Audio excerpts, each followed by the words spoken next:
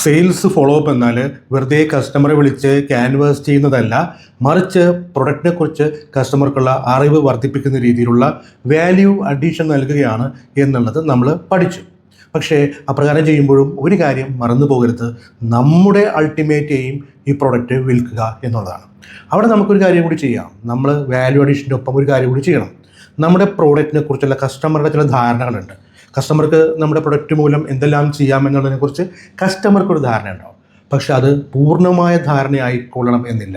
കസ്റ്റമർക്കും അറിയാൻ വയ്യാത്ത കുറേ കാര്യങ്ങളുണ്ട്. അത് നമ്മൾ കസ്റ്റമർക്ക് പറഞ്ഞു കൊടുക്കാം.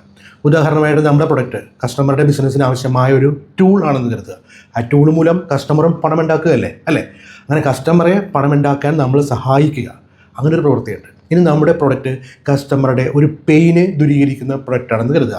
അപ്പോൾ ആ പെയിൻ ദൂരീകരണത്തിൻ്റെ മറ്റ് തലങ്ങളും മറ്റ് ബെനിഫിറ്റ്സ് കൂടി പറഞ്ഞ് മനസ്സിലാക്കുക. ഇതെല്ലാം ചിലപ്പോൾ കസ്റ്റമർക്ക് മനസ്സിലായിട്ടുണ്ടാകണം, അല്ലെങ്കിൽ അദ്ദേഹം ചിന്തിച്ചിട്ടുണ്ടാകണമെന്നില്ല.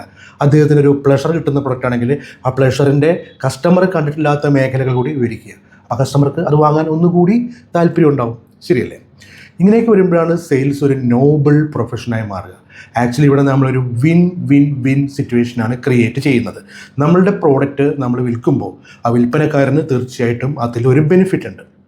പിന്നെ അയാൾ റെപ്രസെൻറ്റേറ്റ് ചെയ്യുന്ന സ്ഥാപനത്തിനും അത് ഗുണമല്ലേ? കൂടാതെ ഇത് വാങ്ങുന്ന കസ്റ്റമർക്കും ഗുണമാണ്. അങ്ങനെ വിൻ വിൻ വിൻ 3 ഏരിയയിലും നമ്മൾ ഗുണം സൃഷ്ടിക്കുന്നു.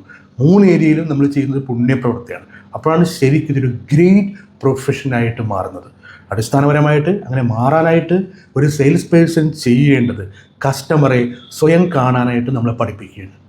കസ്റ്റമറുടെ കാഴ്ചയ്ക്ക് കൂടി നമ്മളൊരു അഡീഷൻ കൊടുക്കുകയാണ്.